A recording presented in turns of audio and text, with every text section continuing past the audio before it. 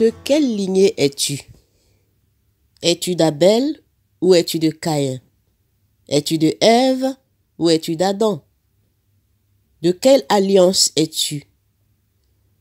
Lorsqu'on porte l'alliance, pour ceux qui sont mariés, c'est une bague, c'est rond l'alliance.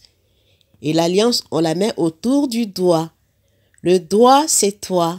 L'alliance, c'est ce qui te lie à quelque chose. Le symbolisme de l'alliance, de l'union entre un homme et une femme, c'est l'union de l'homme avec la divinité.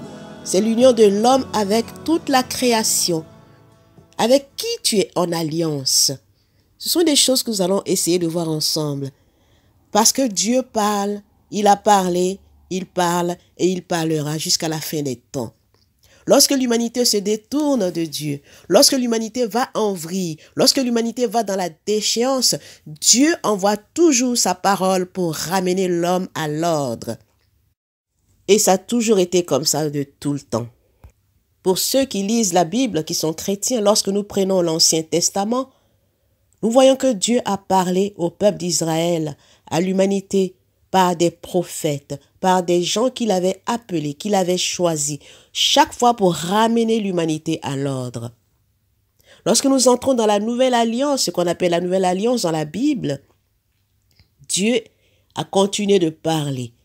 Il a envoyé l'homme qu'il avait prédestiné, l'homme dont il avait parlé depuis l'Ancien Testament, à savoir Jésus-Christ. Mais les hommes aussi ne l'ont pas reconnu. Donc Dieu parle. Et avant même que Jésus-Christ n'arrive, Dieu a préparé Jean-Baptiste depuis l'Ancien Testament. Jean-Baptiste, c'est Élie. Élie avait son disciple qui était Élisée. L'esprit d'Élie s'est réincarné en Jean-Baptiste. Jean-Baptiste a continué à donner le message de la lumière. Jésus vient, il transmet le flambeau à Jésus-Christ. Dès que Jean-Baptiste meurt, Jésus continue le travail de la lumière avec plus de force, plus de puissance, parce qu'il était appelé le Fils de la lumière. Dieu parle et Dieu continue de parler. Et aujourd'hui encore, Dieu parle. Dieu parle à travers un peuple qu'il choisit, qu'il met toujours à part. C'est à partir de ça, certains peuples sur la terre se sont dit qu'ils sont le peuple élu. Mais au jour d'aujourd'hui, ce peuple n'est plus vraiment le peuple élu. Parce que Dieu a un nouveau peuple élu. Dieu a toujours eu son peuple élu à travers les Esséniens, le peuple essénien, depuis Enoch jusqu'à aujourd'hui. La tradition essénienne a continué à travers le temps depuis Enoch jusqu'à aujourd'hui. Même si cette tradition a été massacrée, même si les hommes qui incarnaient cette tradition ont été persécutés, tués, Dieu est toujours là. Cette tradition subsiste parce que Dieu est vivant, Dieu est éternel. Et nous allons voir la lignée de cette tradition jusqu'à nos jours. Ça va te permettre de savoir dans quelle lignée tu es, dans quelle alliance tu es, avec qui tu marches, dans quelle alliance tu es en train de marcher dans ta vie spirituelle, pour toi qui te dis spirituel. Car Dieu n'est pas le Dieu des morts, mais il est le Dieu des vivants. Dieu n'est pas le Dieu de l'usurpation, du mensonge, de la cruauté. Il est le Dieu de la vie, de la vérité, de la pure lumière.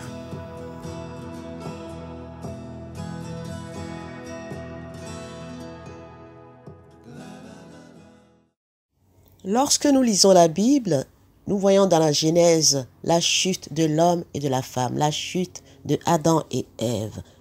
Que signifie cette chute? Il y a eu plusieurs interprétations. Mais l'interprétation que je vais vous donner de cette chute, c'est celle de la tradition essénienne. Tradition qui est une tradition multimillénaire qui remonte de l'Atlantide et même avant l'Atlantide. Lorsque nous prenons l'arbre de vie de la Kabbale, nous avons 3 piliers qui symbolisent les 3 piliers du temple que sont le pilier central, le pilier de gauche et le pilier de droite. Au sommet du pilier de droite, nous avons la séphira Okma. Du côté du pilier de gauche, nous avons la séphira Bina. La tradition dit que Ève s'est associée avec les Elohim. les Elohim qui sont les dieux. Quand on entend Dieu, Dieu c'est l'environnement, c'est tout ce qui nous entoure. C'est tout ce que nous voyons, les pierres, les végétaux, les animaux. Donc Ève qui est en Bina s'est tournée vers l'environnement, vers les Elohim pour s'associer avec eux, les dieux. Quant à Adam, il s'est associé avec Lilith, qui est dans la séphira de la lune tout en bas. Lorsqu'on regarde l'arbre de vie, c'est l'avant-dernière séphira avant la séphira Malkout qui correspond à la terre. Donc, Adam s'est associé avec Lilith depuis Okma. Et cette association a donné le principe qu'on appelle le principe luciférien, qui a causé la chute d'Adam. Donc, Ève a chuté en créant le côté matérialiste, c'est-à-dire le principe satanique qui correspond à la matérialisation, à la matière vide.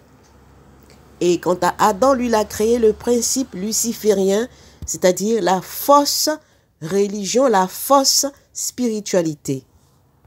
Ainsi, l'association de Ève avec l'ange Samaël qui est dans la Séphira Géboura a donné Caïn, le principe qu'on appelle Caïn. Caïn, c'est le fort, le violent, le créateur par la destruction. Caïn, c'est l'assassin, la force brutale. Et de l'autre côté, Adam, associé à Lilith, cela a créé Abel. Abel qui représente l'agneau, la beauté, la douceur, la pureté.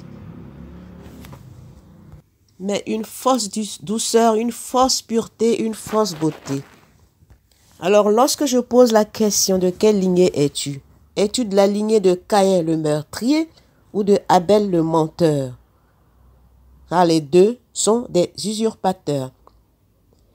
Mais lorsqu'on prend le principe de la matière, de la matérialisation en soi, ce n'est pas négatif. Tout comme les principes lucifériens, ce n'est pas négatif. Ce sont des principes existentiels. S'il n'y a pas de principe de la matérialisation, l'homme ne peut pas vivre sur la terre. S'il n'y a pas de principe spirituel, l'homme serait vraiment déconnecté de lui-même parce que nous sommes esprits, nous ne sommes pas ce corps physique, cette enveloppe charnelle que nous voyons. Quand on parle de la notion du bien et du mal, ce ne sont pas des notions négatives en elles-mêmes. Ce sont des principes de vie. Maintenant, il faut savoir comment marcher avec ces principes pour ne pas être envahi, pour ne pas être englouti, pour ne pas être envoûté dans ces principes, en choisissant la voie médiane, la troisième voie, qui est la voie qui est sur le chemin de l'arbre de vie, le pilier de la neutralité, où se trouve le savoir divin, où se trouve la connaissance. Quand on parle de l'arbre de la connaissance, c'est-à-dire le pilier du milieu, du bien, le pilier de droite, et du mal, le pilier de gauche. Mais quand on dit mal ou bien, ce ne sont pas des choses mauvaises en soi. Nous vivons aujourd'hui dans une dispensation où tout ce qui était caché est révélé. Les manuscrits de la mère morte qui avaient été trouvés dans les années 45 avant la guerre, que l'Église catholique a cachés pendant 50 ans avant de les publier, aujourd'hui sont mis à nu.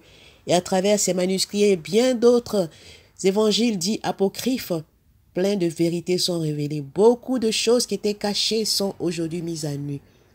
Dieu continue de parler. Dieu fait en sorte que l'humanité retrouve la voie de la lumière, retrouve la voie de la vérité, retrouve la connaissance vraie. Comme le disait Habakkuk dans son livre, il dit, dans les derniers temps, la connaissance sera plus que les eaux au fond des mers. Et nous sommes en train de vivre ce temps-là. Alors il est temps de t'éveiller. Il est temps de faire un pas en avant avec Dieu parce que Dieu n'est pas statique. Dieu marche avec les dispensations. C'est pour ça que le peuple juif a été banni parce qu'il n'a pas reconnu la dispensation où il a été visité par le Fils de Dieu, par l'homme envoyé par Dieu, Jésus-Christ. Ils l'ont crucifié et ils ont fait de son nom une religion qui a égaré l'humanité tout entière. Nous en voyons les conséquences aujourd'hui. Le temps est venu d'ouvrir les yeux. Et Dieu parle encore aujourd'hui, dans cette génération, avec des nouvelles écritures pour illuminer l'humanité. Libre à chacun d'ouvrir son cœur et de chercher la vérité. Car il dit, vous me chercherez, vous me trouverez si vous me cherchez de tout votre cœur. Tout est là, rien n'est caché. Il suffit de demander le discernement divin pour que tu marches sur la voie étroite. Large est le chemin qui mène à la perdition. Resserré, étroit est le chemin qui mène à la vie. Et ce chemin, c'est la voie que offrent les Esséniens à travers le nouvel évangile essénien, qui est l'évangile du nouveau commencement, l'évangile des 4 archanges. Les 4 archanges dont on parle dans l'Apocalypse, les 4 êtres vivants, l'archange de l'air, du feu, de l'eau et de la terre. Dieu a parlé à l'humanité aujourd'hui à travers ces 4 archanges. C'est le moment de découvrir les paroles qu'ils ont données à l'humanité pour changer de vie, pour trouver une voie nouvelle sur laquelle marcher, pour être en harmonie avec la divinité, pour être en harmonie avec le monde divin. Parce que l'humanité tout entière est en train de marcher dans la spiritualité, dans la fausse lumière. L'humanité tout entière est en train de marcher avec des égrégores corrompus, avec des génies corrompus, avec des esprits corrompus qui ont envoûté l'humanité, qui ont maintenu et maintiennent encore l'humanité dans l'esclavage, dans l'envoûtement, dans l'usurpation, dans la possession. Il est temps de te réveiller. Et pour cela, la nation essénienne te tend la main pour t'éduquer, pour te montrer la voie, pour te guider, afin que tu puisses trouver la voie de la vraie lumière, la voie de la vérité pour ton âme. Sache que tu n'es pas ce corps que tu transportes. Tu es plus que ce corps. Ce corps n'est qu'un instrument qui t'est donné. Mais ce corps est géré par des influences que tu ignores. Et la nation essénienne est prête à t'enseigner pour que tu découvres qui tu es. Pour que tu découvres ces influences qui guident, qui mènent ta vie, qui dirigent ta vie à ton insu. Pour que tu découvres ces influences qui ont usurpé l'être divin que tu es. Arrête de vivre dans les apparences, dans les faux semblants. Arrête de dire que tu connais Dieu, que tu marches déjà avec Dieu, parce que ce n'est pas le cas. Lorsque nous voyons ce qui se passe dans le monde, lorsque nous voyons combien le matérialisme et la technologie ont envahi l'humanité, nous avons de quoi nous inquiéter et nous réveiller, parce que l'humanité tend de plus en plus vers un monde machine, où l'homme sera un robot au gré et à la volonté de ces forces sombres qui dirigent en ce moment l'humanité.